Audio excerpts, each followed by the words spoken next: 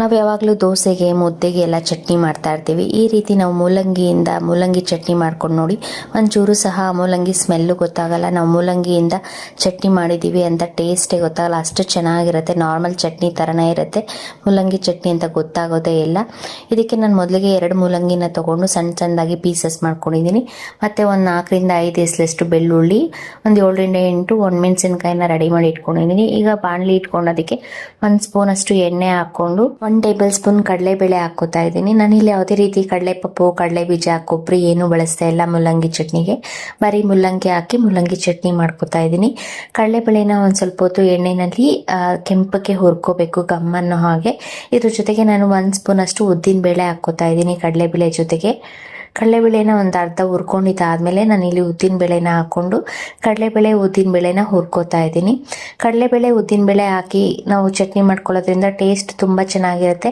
ಮತ್ತು ನಮಗೆ ಮೂಲಂಗಿ ಸ್ಮೆಲ್ ಕೂಡ ಇರಲ್ಲ, ಅಷ್ಟು ಟೇಸ್ಟಿಯಾಗಿ ನಾವು ಮೂಲಂಗಿ ಚಟ್ನಿನ ಮಾಡ್ಕೋಬೋದು. ಕಡಲೆಬೇಳೆ ಉದ್ದಿನಬೇಳೆ ಹುರ್ಕೊಳ್ಳುವಾಗ ನಾವು ಸ್ಟವ್ನ ಸಿಮ್ಮಲ್ಲಿ ಇಟ್ಕೊಂಡು ಹುರ್ಕೋಬೇಕು. ಕಡಲೆಬೇಳೆ ಉದ್ದಿನಬೇಳೆ ಹುರ್ಕೊಳ್ಳುವಾಗ ಅದ್ರ ಜೊತೆಗೆ ನಾನಿಲ್ಲಿ ಒಂದು 5ರಿಂದ 6 ಎಸಳಷ್ಟು ಬೆಳ್ಳುಳ್ಳಿ ಹಾಕ್ಕೊಂಡಿದ್ದೀನಿ.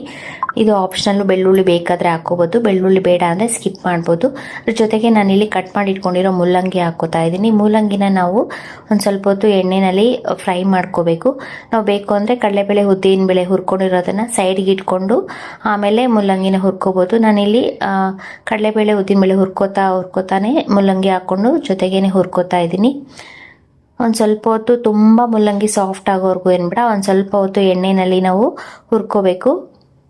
ಒಂದು ಸ್ವಲ್ಪ ಹಸಿ ವಾಸನೆ ಹೋಗಬೇಕು, ಅದುವರೆಗೂ ನಾವು ಮೂಲಂಗಿನ ಒಂದು ಸ್ವಲ್ಪ ಹೊತ್ತು ಎಣ್ಣೆಯಲ್ಲಿ ಹುರ್ಕೊಂಡಿದ್ದಾದ್ಮೇಲೆ ಲಾಸ್ಟಲ್ಲಿ ನಾನಿಲ್ಲಿ ಖಾರಕ್ಕೆ ಅಂತ ಮೆಣಸಿನ್ಕಾಯಿ ತೊಗೊಂಡಿದ್ದೀನಿ. ಆ ಮೆಣಸಿನ್ಕಾಯಿನೂ ಸಹ ಹಾಕ್ಕೊಂಡು ನಾನು ಜಸ್ಟ್ ಬಿಸಿ ಮಾಡ್ಕೊತಾ ಇದ್ದೀನಿ. ಸ್ಟವ್ ಆಫ್ ಮಾಡಿಕೊಂಡು ನಾವು ಒಣಮೆಣಸಿನ್ಕಾಯಿನ ಹಾಕ್ಕೊಂಡ್ರೆ ಸಾಕು.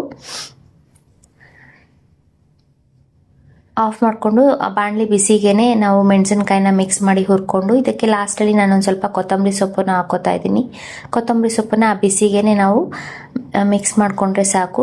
ನಾವು ಸ್ಟವ್ ಆನ್ ಮಾಡಿರುವಾಗ ಕೊತ್ತಂಬರಿ ಸೊಪ್ಪು ಹಾಕೋದೇನು ಬೇಡ. ಲಾಸ್ಟಲ್ಲಿ ನಾನಿಲ್ಲಿ ಕೊತ್ತಂಬರಿ ಸೊಪ್ಪು ಹಾಕಿ ಮಿಕ್ಸ್ ಮಾಡ್ಕೋತಾ ಇದ್ದೀನಿ. ನಾನು ಆಲ್ರೆಡಿ ಸ್ಟವ್ ಆಫ್ ಮಾಡ್ಕೊಂಡಿದ್ದೀನಿ. ಇಷ್ಟನ್ನು ಮಿಕ್ಸ್ ಮಾಡಿಕೊಂಡು ಇದು ಸ್ವಲ್ಪ ತಣ್ಣಕ್ಕಾದ್ಮೇಲೆ ನಾವು ಹುರ್ಕೊಂಡಿರೋ ಮೂಲಂಗಿ, ಕಡಲೆಬೇಳೆ, ಉದ್ದಿನಬೇಳೆ, ಒಣಮೆಣಸಿನ್ಕಾಯಿನೆಲ್ಲ ಮಿಕ್ಸಿ ಜಾರ್ಗೆ ಹಾಕೋತಾ ಇದ್ದೀನಿ. ಹುಳಿಗೆ ಅಂತ ನಾನಿಲ್ಲಿ ಒಂದು ಸ್ವಲ್ಪ ಹುಣಸೆ ಹಣ್ಣು ಹಾಕೋತಾ ಇದ್ದೀನಿ. ತುಂಬ ಜಾಸ್ತಿ ಬೇಡ, ಒಂದು ಸ್ವಲ್ಪ ಹುಣಸೆ ಹಣ್ಣು ಹಾಕೋಬೇಕು. ಹುಣಸೆ ಹಣ್ಣು ಹಾಕ್ಕೊಂಡು ರುಚಿಗೆ ತಕ್ಕಷ್ಟು ಉಪ್ಪನ್ನ ನಾನು ಈಗಲೇ ಮಿಕ್ಸಿ ಜಾರ್ಗೆ ಹಾಕ್ಕೋತಾ ಇದ್ದೀನಿ. ಹಾಕ್ಕೊಂಡು ನುಣ್ಣಕ್ಕೆ ರುಬ್ಕೊಂಡ್ರೆ ಮೂಲಂಗಿ ಚಟ್ನಿ ರೆಡಿ ಆಗುತ್ತೆ. ಇದಕ್ಕೆ ಯಾವುದೇ ರೀತಿ ನೀರು ಹಾಕೋ ಅವಶ್ಯಕತೆ ಇರಲ್ಲ, ಮೂಲಂಗಿನಲ್ಲೇ ನೀರಿನ ಅಂಶ ಇರುತ್ತೆ, ಅದರಿಂದನೇ ಮೂಲಂಗಿ ಸಾಫ್ಟ್ ಆಗಿಬಿಡುತ್ತೆ. ಇದನ್ನು ನುಣ್ಣಕ್ಕೆ ರುಬ್ಕೊಂಡಿದ್ದಾದ್ಮೇಲೆ ನಾನು ಇಲ್ಲಿ ಒಗ್ಗರಣೆ ಹಾಕೋತಾ ಇದ್ದೀನಿ. ಒಗ್ಗರಣೆಗೆ ಬಾಣಲಿ ಇಟ್ಕೊಂಡು 1 ಟೇಬಲ್ ಸ್ಪೂನ್ ಎಣ್ಣೆ ಹಾಕ್ಕೊಂಡು ಒಂದು ಸ್ವಲ್ಪ ಸಾಸಿವೆ ಹಾಕಿ ಸಿಡ್ದಾದ್ಮೇಲೆ ನಾನಿಲ್ಲಿ ಕರ್ಬೇವಿನ ಸೊಪ್ಪು ಹಾಕ್ಕೊಂಡಿದ್ದೀನಿ. ನಾವು ಬೇಕು ಅಂದರೆ ಕಡಲೆಬೇಳೆನೂ ಒಂಚೂರು ಹಾಕೋಬೋದು ಒಗ್ಗರಣೆಗೆ. ಸಾಸಿವೆ ಸಿಡಿದು ಕರ್ಬೇವಿನ ಸೊಪ್ಪು ಹಾಕೊಂಡಾದ್ಮೇಲೆ ನಾವು ರುಬ್ಬಿಟ್ಕೊಂಡಿರೋ ಚಟ್ನಿ ಹಾಕೋತಾ ಇದ್ದೀನಿ. ಚಟ್ನಿನ ಹಾಕ್ಕೊಂಡು ಒಗ್ಗರಣೆ ಜೊತೆ ಮಿಕ್ಸ್ ಮಾಡಿ ಸ್ವಲ್ಪ ಹೊತ್ತು ಬಿಸಿ ಮಾಡಿಕೊಂಡ್ರೆ ಸಾಕು.